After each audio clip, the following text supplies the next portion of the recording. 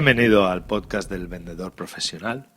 Soy Carlos Sogor y este episodio es una regrabación del episodio que lancé ayer, pero tras lanzarlo y estar escuchándolo no quedé muy satisfecho con el resultado, así que he decidido volverlo a grabar, no tanto por el sonido, sino porque la forma de expresarme quizá no fue lo suficientemente claro, por lo menos no me gustó cómo quedó el resultado y he decidido volverlo a grabar un poco mejor.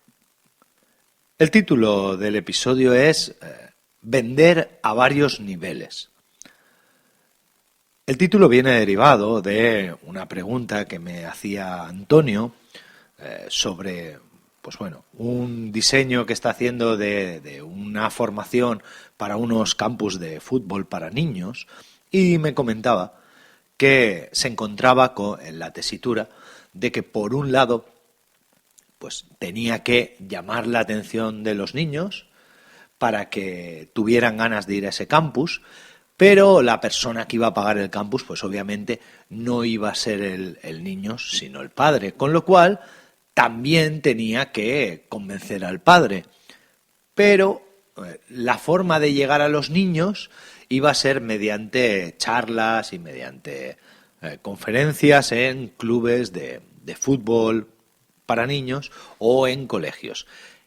Y me comentaba en el correo que también tenía que ir ahí y a esos colegios, a esos clubes de fútbol y intentar venderles a ellos primero la idea para que luego le dejaran hablar con los niños, a los niños venderles la idea para que convencieran a los padres y al final a los padres venderles la idea para que pagaran el precio del curso. Este es un ejemplo claro de venta a varios niveles o venta multinivel, que no hay que confundir la venta multinivel con la venta piramidal, ¿de acuerdo?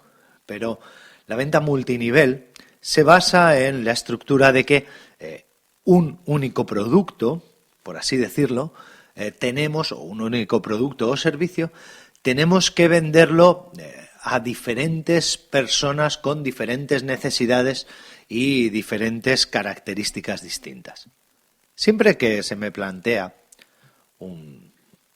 algún diseño de proceso de ventas multinivel, lo que suelo recomendar es separar los procesos de venta de forma independiente y generar un proceso de ventas independiente para cada uno de los niveles de venta que tengamos que conseguir. En el caso concreto, primero voy a hablar también de dos conceptos que habría que aclarar. Primero, no es lo mismo el concepto cliente que el concepto usuario. Y luego habría otro concepto que también en este caso habría que aclarar, que es el concepto promotor. Por así decirlo, la idea es que al promotor o al distribuidor, como queráis llamarlo, esto además en la venta multinivel se ve bastante claro cuando nosotros somos productores, pero a la hora de vender no vendemos directamente nuestro servicio a un cliente final, sino que vendemos a través de un intermediario. Entonces, por así decirlo, aquí se ve claramente cuando tienes que vender a través de un intermediario, pues tienes que tener un proceso de ventas diseñado para ese intermediario. A ese intermediario lo que le va a importar es, por ejemplo, la comisión que se va a llevar, la forma en la que vas a servir el producto, si tiene que pagarlo por adelantado cuando lo reciba o cobra o por así decirlo lo paga una vez que lo vende, si tiene que desembolsar, si tiene que gestionar stock. Todo eso es lo que le preocupa, por así decirlo, al promotor o distribuidor de ese servicio. Y por otro lado está el cliente. ¿Qué es lo que pasa? Que a ese promotor, a ese distribuidor, también hay que darle argumentos para que cuando el cliente venga y le compre, pues pueda responder a sus necesidades y a sus objeciones y a sus preguntas. Pero claro, esos argumentos que le vamos a dar, por así decirlo, vienen en el proceso de ventas de cliente. Esto se podría complicar un poco más, como es este caso de los campus de fútbol, con el tema de usuarios. porque el usuario no corresponde exactamente con el cliente. Voy a poner un ejemplo muy sencillo que además vais a entender perfectamente. Imaginad que vosotros tenéis una fábrica de pañales. Esos pañales los vendéis a través de unos supermercados o unas droguerías o unas tiendas o farmacias para farmacias, ¿de acuerdo? Entonces, esos pañales los va a comprar una madre que luego se los va a poner a un niño pequeño. ¿Qué es lo que pasa? Que, por así decirlo, subiendo de abajo a arriba, los intereses y necesidades del niño pequeño, del usuario, del cliente usuario, por así decirlo, van a ser pues que el pañal sea cómodo, que no irrite, que empape lo suficiente. Si no cubrimos esas necesidades, difícilmente el usuario estará satisfecho. Entonces, muy probablemente pues se queje, llore o simplemente tenga rojeces. Y claro, el cliente comprador, cuando vea que esos pañales no están cumpliendo con los mínimos requisitos necesarios que está pidiendo ese usuario, tampoco va a querer comprar. Con lo cual, es muy importante, primero de todo, que aclaremos exactamente cuáles son las necesidades del usuario y que las resolvamos. Luego, es muy importante que también veamos cuáles son las necesidades y las inquietudes de ese cliente comprador, de ese cliente que va a comprar.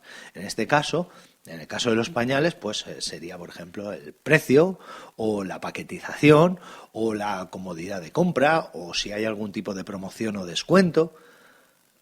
Por último, con el distribuidor o con el cliente distribuidor, lo que tenemos que hacer es, pues, ver cuáles son sus necesidades e inquietudes que podrían, por ejemplo, venir del hecho de tener que almacenar estocaje, tener una disponibilidad de servicio o una velocidad de servicio rápida para que si se queda sin pañales pronto pueda reponer, o, por ejemplo, que pueda pagar una vez que él ya ha cobrado o que pueda pagar en base a una carta de pago o una financiación. En el caso concreto de Antonio y de su campus de fútbol, así básicamente se me ocurriría diseñar los 3 procesos de venta, como he dicho, de forma totalmente independiente. Antes de nada, recordaros que un proceso de ventas tiene básicamente 9 pasos. Tiene la fase de investigación, la fase de definición, que en este caso ya la tiene resuelta porque ya sabe cuál es su producto. Su producto es los campus de fútbol, ¿de acuerdo? Debe de haber una fase de investigación, una fase de sondeo de necesidades, una fase de argumentación o presentación de soluciones, una fase de objeciones, una fase de negociación, una fase de cierre y una fase de postventa. En el caso de Antonio, como digo, ya debe de tener la definición hecha. Entonces, tendría que plantearse ahora mismo planificar exactamente cuál va a ser pues un poco su orden de ataque, ¿de acuerdo? Planificar exactamente qué necesidades va a solucionar a cada uno de sus 3 clientes y para eso, como digo, debe definir 3 procesos de venta independientes. Para cada uno de ellos debe detectar pues esas necesidades, esas dudas, esas inquietudes que tenga ese cliente, desarrollar una serie de soluciones para cada uno de los clientes de forma independiente y luego pues normalmente siempre recomiendo el desarrollar objeciones, el desarrollar posibilidades de cierre. Sí es cierto que en este caso concreto de Antonio, las necesidades de objeciones, de cierre y de posventa, en el caso del usuario, en el caso del niño, van a ser menores, porque no dudo mucho que tenga objeciones. Sí es cierto que habrá que atraer su interés de alguna forma. Normalmente los niños son muy susceptibles a la prueba social, es decir, a lo que la gente a su alrededor considera que es interesante o que es adecuado o que llama la atención. Entonces, pues el traer a un futbolista famoso o el hacer un precio especial para que puedan ir todos los miembros de un mismo colegio o de un mismo equipo de fútbol, va a hacer que se sientan reforzados en ese entorno, como digo, a través de la prueba social, con lo cual esa sería una buena opción, enfocar la venta a través de esa solución o la solución de esa necesidad de reafirmación social, de que lo que están haciendo, por así decirlo, mola. En el caso de los padres, ya te adelanto, Antonio, que lo que van a buscar va a ser pues que su niño esté bien atendido, que esté bien cuidado, que las instalaciones sean las adecuadas, que, por ejemplo, si el campus incluye residencia, es decir, si incluye la permanencia allí por las noches y todo esto, pues que todo el complejo sea seguro, esté pues bien iluminado y acondicionado, que el precio no sea desorbitado, probablemente que esté bien comunicado, que esté relativamente cerca del sitio donde ellos vayan a veranear o donde estén viviendo. En el caso del promotor, en el caso del distribuidor de estos colegios que me comentabas en tu correo, pues sus necesidades van a ser básicamente de imagen, es decir, tendrás que proporcionarles algo que les ayude a ellos a mejorar su imagen. Esta gente normalmente no se preocupa tanto del dinero, pero sí que quieren pues que garantices unas mínimas prestaciones y obviamente si puedes asegurarles un refuerzo de imagen, pues por ejemplo con un futbolista famoso o con un entrenador de fútbol famoso o con una visita, por ejemplo, a un campo de fútbol famoso o a una jornada con un equipo famoso, siempre va a resultar un refuerzo de la imagen para ellos, que es lo que probablemente vayan buscando. Espero que os haya sido de utilidad a todos. Espero, Antonio, que a ti te haya sido de especial utilidad. A todos los demás, si necesitáis ayuda, si queréis ayuda con cualquiera de vuestros proyectos sobre cómo venderlos, sobre cómo diseñar la venta, no tenéis más que decírmelo. Me mandáis un mensaje a través del formulario de contacto que hay en vendedor.pro. Cuando entréis en la página vendedor.pro veréis que os redirige directamente a mi dominio, accessoboard.com. Arriba a la derecha hay una pestaña que pone contactar. Pulsáis ahí y en el formulario simplemente me decís lo que necesitáis o me planteáis vuestra consulta y la contestaré por esta vía. Del mismo modo, si no queréis que la conteste por esta vía, no hay ningún problema. Me lo pasáis en el propio formulario, me decís, Carlos, esto me gustaría que no lo comentaras en el podcast y os lo respondo en privado.